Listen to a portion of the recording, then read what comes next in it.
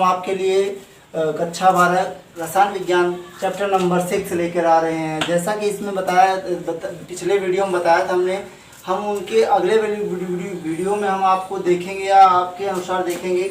जैसे हम जानते हैं यहाँ पे कि आधात्र या मैट्रिक्स किसे कहते हैं, आधात्र या मैट्रिक्स किसे कहते हैं। तो मैट्रिक्स को आधात्र जो है आपका गैंग और मैट्रिक्स, अर्थात ये क्या होता है। तो इसमें बताया जाता है कि जो खनिज होते हैं, खनिज में कुछ अवांछनीय पदार्थ होते हैं। अवांछनीय मतलब कि कुछ ऊपरी पदार्थ होते हैं जो मिले रहते हैं, और वही जो पदार्थ होते हैं जैसे वो कंकड़, बालू, मिट्टी, पत्थर इत्यादि रूप से वो मिले होते हैं, और जिन्हें हम आधात्र या मैट्रिक्स कहते हैं। तो डिफिनेशन से हम देखते हैं, खनिज में कुछ अवांछनीय अशुद्धियां जैसे कंकड़, बालू, पत्थर, मिट्टी इत्यादि मिले रहते हैं, जिन्हें आधात्रीय मैट्रिक्स कहते हैं, आधात्रीय मैट्रिक्स कहते हैं। ठीक है, उसी तरीके से धातुमल क्या है, ये भी एक तरह से अशुद्ध पदार्थ है, लेकिन ये किसमें है, ये किसमें है, ये खनिज में है, और ये क्या है, प्रगलन के समय में है। तो यहाँ पे बताया गया कि प्रगलन के समय अयस्क में उपस्थित अगलनीय अशुद्धियां, अर्थात वे अशुद्धियां जो गलने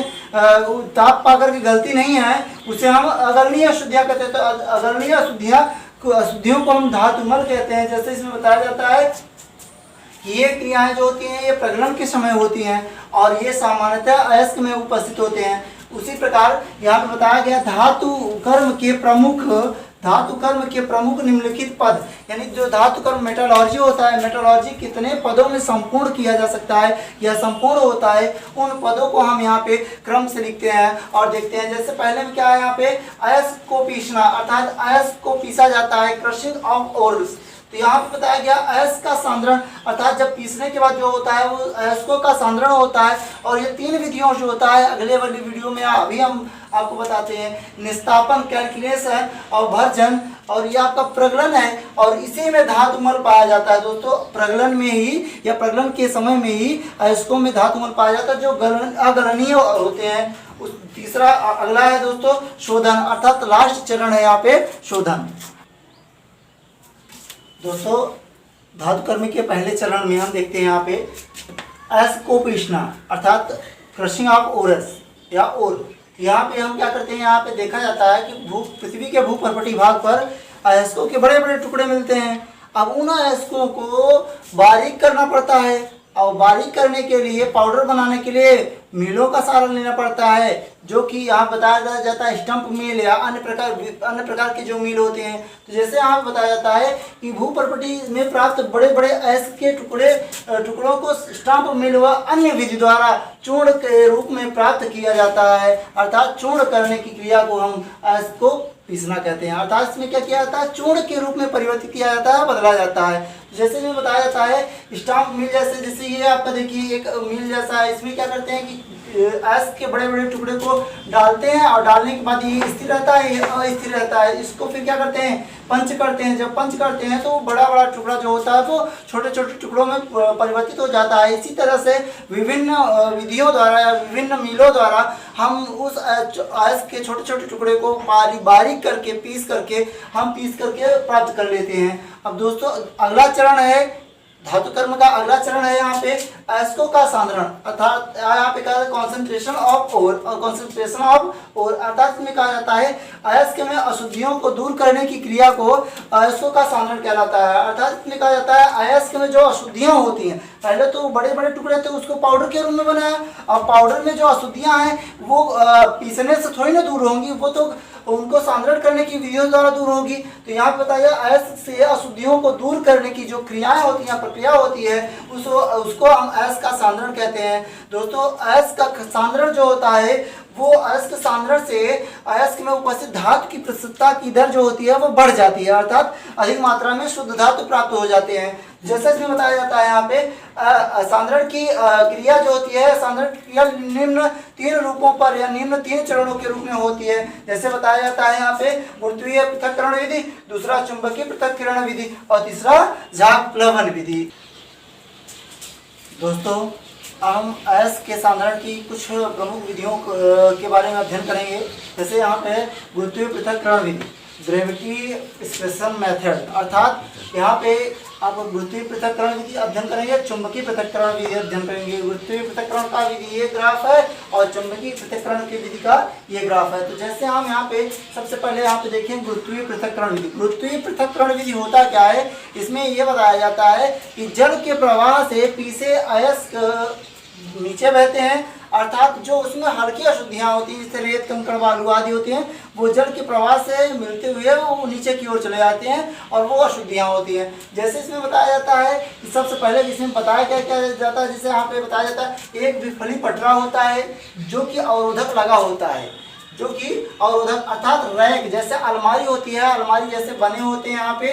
ये दोस्तों ये आपके रैक हैं यहाँ पे इस तरह से। तो ये जैसे बताया जाता है यहाँ पे कि अवरोधक लगे पटरे लगे होते हैं और उन पर कीप द्वारा पी से एस को रखते हैं या पी से एस को गिराते हैं और तत्पश्चात नल द्वारा जल प्रवाहित करते हैं। तो जल के प्रवाह से या जल के प्रवाह से अयस्क के हल्के कण जो होते हैं वो जल के प्रवाह से बहते हुए नीचे चले आते हैं तथा अयस्क के जो भारी कण होते हैं वो अवरोधक लगे पटरे पर इकट्ठे हो जाते हैं। तो कहने का मतलब यहाँ पे कि जो भारी कण होते हैं वो शुद्ध अयस्क होते हैं और जो हल्के अयस्क जो यहाँ पर जाल में एकत्र हो जाते हैं जल के साथ वो अशुद्ध अयस्क कहलाते हैं। अर्थात अशुद्ध अयस्क में बालू रेत कंकड़ इत्यादि हो सकते हैं। जैसे इसमें बताया जाता है कि इस विधि में हेमेटाइड या मैग्नेटाइड लौ अयस्कों का सांद्रण किया जाता है।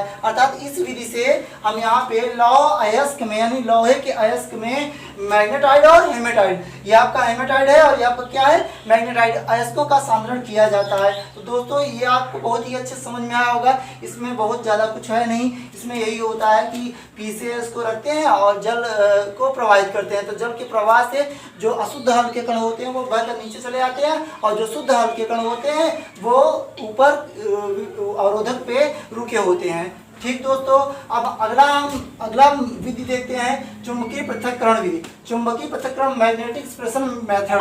इसमें बताया जाता है कि सबसे पहले यहाँ बताया जाता है कि दो रोलर होते हैं और उस पर एक चमड़े की बेल्ट होती है। दो रोलर होते हैं उसमें एक चमड़े की बेल्ट होती है जिसमें वो रोलर चुंबकीय होते हैं और जिसमें से एक प्रबल चुंबकीय होता है एक दुर्बल चुंबकीय होता है। हम प्रबल चुंबकीय लगा सकते हैं, दुर्बल चुंबकीय को न भी लगाएं तो कोई दिक्कत नहीं है। तो जैसे इसमें बताया जाता है रोलर के ऊपर पट्टे चमड़े के लगे होते हैं और उनके ऊपर कीप द्वारा पी से एस को गिराया जाता है। तत्पश्चात रोलर में गति प्रदान किया जाता है, अर्थात जो रोलर होता है बेलनों में गति प्रदान किया जाता है। तो इस गति से दोस्तों इसमें यहाँ पे दो जार रखे जाते हैं। दो जारों में देख रहे हैं कि गति के कारण तेज गति के कारण पी से अयस्क के कण जो होते हैं वो कण जो चुंबक की ओर आकर्षित होते हैं वो अलग पात्र में और वे कण जो चुंबक की ओर आकर्षित नहीं होते हैं वो दूसरे पात्र में गिरते हैं। तो दोस्तों यहाँ पे जो चुंबक की ओर आकर्षित होकर के अलग पात्र में गिरते हैं वो अशुद्ध पदार्थ होते हैं दोस्तों, और जो दूर गिरते हैं रोलर से दूसरे पात्र में वो अचुंबकीय अशुद्ध पदार्थ होते हैं, अर्थात अचुंबकीय शुद्ध पदार्थ होते हैं। तो दोस्तों आप इसको भी अच्छे से समझ लिए होंगे। जैसा इसमें बताया जाता है इस विधि से टिन ऑक्साइड तथा मैग्नेटाइड आदि अयस्क सांद्रण किया जाता है, अर्थात आदि अयस्कों का सांद्रण किया जाता है। दोस्तों अगला हम जैसे इसमें बताया सांद्रण की तीसरी विधि का हम अध्ययन करेंगे, जैसे झाग प्लवन विधि, फोर्थ फ्लोटेशन मेथड, अर्थात इसमें झाग प्लवन विधि के बारे में हम यहाँ पे अध्ययन करेंगे। तो झाग प्लवन विधि में होता क्या है, यहाँ पे बताया जाता है कि जो शुद्ध कण होते हैं वो झाग के रूप में वो एकत्र कर लिए जाते हैं, जो अशुद्ध कण होते हैं वो पात्र में ही रह जाते हैं, जाल में ही रह जाते हैं। जैसे इसमें आवश्यकता क्या होता है, एक जार होता है और घोड़ी छपड़ी होता है, घोड़ी छपड़ी, इसके अलावा अयस्क, चीड़ का तेल, जल, पोटेशियम एथिल जंत्र, इतने चीज़ों की आवश्यकता होता है। इसमें ये बताया जाता है इसमें किन किन विधियों का शोधन किया जाता है। इसमें बताया जाता है कि सल्फेट जो सल्फर होता है यानी सल्फर जो होता है सल्फर का घनत्व कम होता है जिंक की अपेक्षा, इसीलिए सल्फर का उपयोग किया जाता है ये झाग के रूप में प्राप्त करने के लिए। अर्थात इसमें बताया जाता है कि इसके अंतर्गत जिंक सल्फेट तथा copper pyrite zinc sulphide, copper pyrite, इन धातुओं का या इन अयस्कों का शोधन किया जाता है। तो सबसे पहले इसमें देखते हैं क्या करते हैं, इसके बारे में देखते हैं क्या करते हैं। सबसे पहले यहाँ पे तो बताया जाता है कि घूर्णी छपड़ी को लेते हैं, सर्वप्रथम घूर्णी छपड़ी को लेकर एक जार में पीसा अयस्क चीड़ का तेल, जल, पोटेशियम एथिल जेंथर्ड का कर्दम बनाकर रख दिया जाता है। फलस्वरूप घूर्णी छपड़ी को तेजी से घुमाया जाता है तथा तीव्र वायु प्रवाहित किया जाता है। फलस्वरूप जार में छोटे छोटे बुलबुले उत्पन्न होते हैं जो कि एक झाग के रूप में ऊपरी सतह पर एकत्र हो जाते हैं। उसी तरह उसी में उपस्थित सल्फर तत्व के कण या सल्फर के यौगिक एकत्र होकर के दूसरे जार में एकत्र कर लिया जाता है और जो कि खनिज फेन कहलाते हैं। इस खनिज फेन जो होते हैं वो शुद्ध अयस्क होते हैं तथा जो भारी कण होते हैं जो फेन में नहीं आ पाते वो नीचे जार में एकत्र हो जाते हैं। तो दोस्तों जैसे इसमें बताया गया है कि जिनका घनत्व कम होता है वो झाग के रूप में एकत्र हो जाते हैं और जिनका घनत्व ज्यादा होता है वो तली में एकत्र रह जाते हैं, अर्थात शुद्ध झाग के रूप में, अशुद्ध जो होते हैं भारी कण वो तली में। तो कहने का मतलब है जो झाग होता है, जो खनिज फेन होता है, खनिज फेन को हम इसको धूप में सुखा लेते हैं और सुखाने के बाद हमें शुद्ध अयस्क प्राप्त हो जाता है। जैसे दोस्तों इसमें बताया जाता है जिंक सल्फाइड जो होता है वो फेन रोकता है, यानी फेन में आने से रोकता है, लेकिन लेड सल्फाइड फेन में नहीं रोकता, अर्थात फेन के साथ ये नहीं रोकता लेकिन जिंक सल्फाइड को रोकता है। इसके अलावा अगर दोनों को पृथक किया जाता है तो सोडियम साइनाइड का उपयोग किया जाता है। जैसे लेड सल्फाइड और जिंक सल्फाइड को पृथक किया जाता है, अलग किया जाता है, तो उसके लिए सोडियम साइनाइड का उपयोग किया जाता है। जैसे दोस्तों इसमें बताया जाता है इस विधि से जिंक सल्फाइड तथा कॉपर पायराइड अयस्कों का ही शोधन